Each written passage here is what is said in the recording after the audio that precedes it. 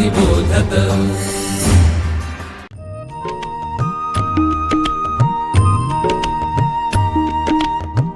विवेकी अक्षर विवेकी लेखन सुश्राव्य वाचन श्रवणार्थ चरित्रे संस्कारी धीरवीर गाथा रम्य बालकथा अनुभवा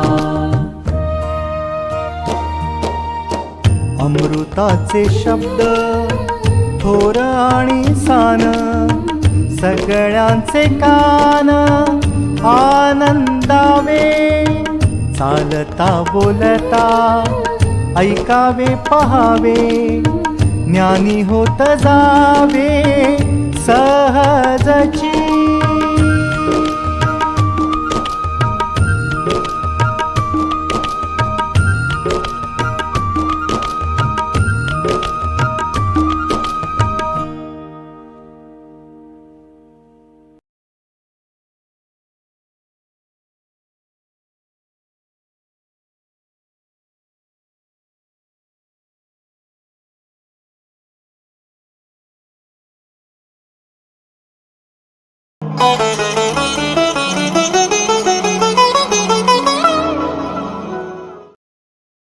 आम्ही चालवू हा पुढे वारसा. लेखक प्रकाश पोकील. अभिवाचक ऋतुजा रोहित काळकाटे. प्रकाशन विवेकानंद केंद्र मराठी प्रकाशन विभाग. प्रकरण दुसरे. खराखुरा वैज्ञानिक दृष्टिकोन. अभूतपूर्व, केवळ अभूतपूर्व. यापूर्वी हा असा प्रयोग कधीही कुणीही आणि कुठेही केला नव्हता. एकतर गेली 2000 वर्षे सारा युरोप ॲरिस्टॉटलचा प्रत्येक शब्द प्रमाण मानत होता, आणि दुसरं म्हणजे इतक्या स्पष्ट वक्तेपणानं ॲरिस्टॉटलच्या विचारांना, सिद्धांतांना विरोध करून, तसेच चर्चच्या अधिकारांना विरोध करण्याचा उद्धटपणा पहिल्यांदाच कुणीतरी करत होतं. हा कुणीतरी दुसरा तिसरा कोणीही नसून सुप्रसिद्ध शास्त्रज्ञ गॅलिलिओ होता. तो खगोलशास्त्रज्ञ होता. अत्यंत बुद्धिमान असा हा इटालियन शास्त्रज्ञ त्या दिवशी एक जगावेगळा प्रयोग करून अंधश्रद्धा आणि अंधविश्वासाविरुद्ध सप्रयोग वैज्ञानिक पुरावाच सादर करणार होता. ॲरिस्टॉटलने सांगितले होते की वेगवेगळ्या वजनाच्या वस्तू वेगवेगळ्या वेगाने वरून खाली पडतात. गॅलिलिओला हा सिद्धांत पूर्णपणे चुकीचा वाटत होता. त्याच्या मते वस्तूंचे वजन कितीही असो, त्या सारख्याच गतीने खाली पडतात. त्याचे म्हणणे असे होते की वस्तूंच्या खाली पडण्याच्या वेगामध्ये बदल घडवून आणणारी एकमेव शक्ती आहे, व ती म्हणजे हवेचा विरोध. ती जर नसेल, म्हणजेच हवेचा विरोध जर नसेल, तर भिन्न भिन्न वजनाच्या दोन वस्तू एकाच वेळी वरून खाली टाकल्या तर त्या एकाच वेळी खाली पोहोचतील. आपला हा दावा स्पष्ट करण्यासाठी आणि सर्वांचीच खात्री पटवून देण्यासाठी एक प्रात्यक्षिकच गॅलिलिओने करायचे ठरवले. त्यासाठी त्यानं स्थळ निवडलं होतं पिसाचा जगप्रसिद्ध झुकता मनोरा. होय, इटलीतील पिसा शहरात एक मनोरा आहे. अत्यंत विलक्षण आणि जगावेगळा असा तो मनोरा आहे. इसवी सन 1174 मध्ये तो मनोरा बांधला गेला होता. त्याचे बांधकाम सुरू झाल्यानंतर एके दिवशी अचानक त्याच्या स्थापत्य विशारदाच्या लक्षात आले की मनोऱ्याची एक बाजू कललेली आहे. त्यामुळे मग त्याने त्या कललेल्या बाजूच्या विरुद्ध बाजूची भिंत अधिक जाडीची, अधिक रुंदीची बांधली आणि त्या मनोऱ्याचे बांधकाम पूर्ण केले. जेव्हा हे बांधकाम पूर्ण झाले, तेव्हा समजले की एका बाजूला कललेली ती बाजू लंबरेषेपासून जवळजवळ 17 फूट दूर झुकली आहे. जगातलं हे एक फार मोठं आश्चर्य होतं. गॅलिलिओने आपला ऐतिहासिक प्रयोग करण्यासाठी याच झुकत्या मनोऱ्याची निवड केली होती. ज्या दिवशी तो हा प्रयोग करणार होता, त्या दिवशी त्यानं आपले 2 सहकारी आपल्याबरोबर घेतले. तसेच आपल्यासोबत त्यानं भिन्न भिन्न वजनाचे 2 तोफगोळेही घेतले. आणि तो आपल्या त्या 2 सहकाऱ्यांसह त्या मनोऱ्यावर चढू लागला. मनोऱ्याच्या आतल्या बाजूने गोलाकार जिना आहे. त्याला तळापासून ते थेट वरपर्यंत शेकडो पायऱ्या आहेत. वजनदार असे ते तोफगोळे घेऊन त्या अरुंद जिन्याने वर चढणे हे काही सोपं काम नव्हतं.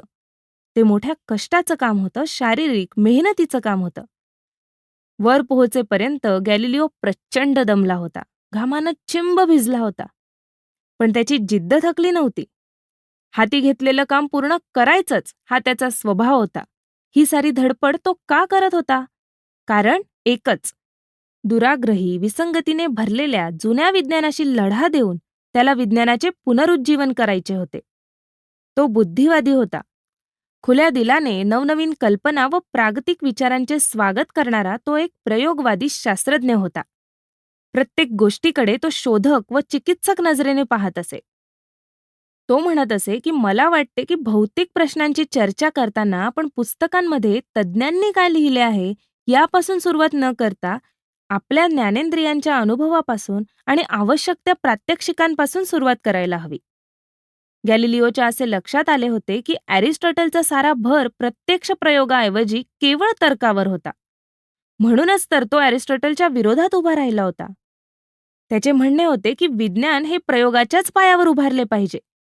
एखादा वैज्ञानिक सांगतोय म्हणूनच केवळ त्याच्या कल्पना न स्वीकारता प्रयोगाने त्या कल्पना, ते सिद्धांत सिद्ध झाले तरच ते स्वीकारले गेले पाहिजे. मग भले तो वैज्ञानिक कितीही मोठा वा कितीही छोटा असो, असे त्याचे मत होते. स्पष्ट वक्त्या आणि बंडखोर गॅलिलिओच्या या दृष्टिकोनामुळेच तर चर्चचे धर्मगुरू गॅलिलिओला विरोध करीत होते. पण गॅलिलिओला त्याची पर्वा नव्हती. खराखुरा आणि निखळ विशुद्ध वैज्ञानिक दृष्टिकोन घेऊन नवविज्ञानाचा पुरस्कार करणारा तो एक धैर्यधर नायक होता. म्हणूनच आज तो पिसाच्या झुकत्या मनोऱ्यावर स्वतः 180 फूट उंच चढून आपला तो ऐतिहासिक प्रयोग करणार होता. वर पोहोचल्यावर त्याने संपूर्ण शहरावर एक नजर टाकली. खाली पायथ्याशी त्याच्या विद्यापीठातले प्राध्यापक व असंख्य लोक जमले होते. गॅलिलिओने हात बाहेर काढून वाऱ्याचा अंदाज घेतला. वारा वाहत नव्हता आणि हीच योग्य वेळ होती. त्याने झटकन आपल्या सहकाऱ्यांना खूण केली आणि क्षणार्धात त्या दोघांनी ते गोळे जमिनीकडे भिरकावले. एक तोफगोळा वजनाने खूपच जड तर दुसरा खूपच हलका. पण गुरुत्वाकर्षणाच्या प्रभावाखालील ते दोन्ही गोळे एकाच वेळी जमिनीवर पोहोचले. ॲरिस्टॉटलचे म्हणणे प्रयोगानेच चुकीचे ठरवले गेले. तर असा हा गॅलिलिओ. स्वतः प्रयोग करून नंतरच मग सिद्धांत मांडण्याची पद्धत त्यानेच सुरू केली. प्रायोगिक विज्ञानाच्या या आद्य प्रणेत्याची 15 फेब्रुवारी इसवी सन 1564 ही जन्मतारीख.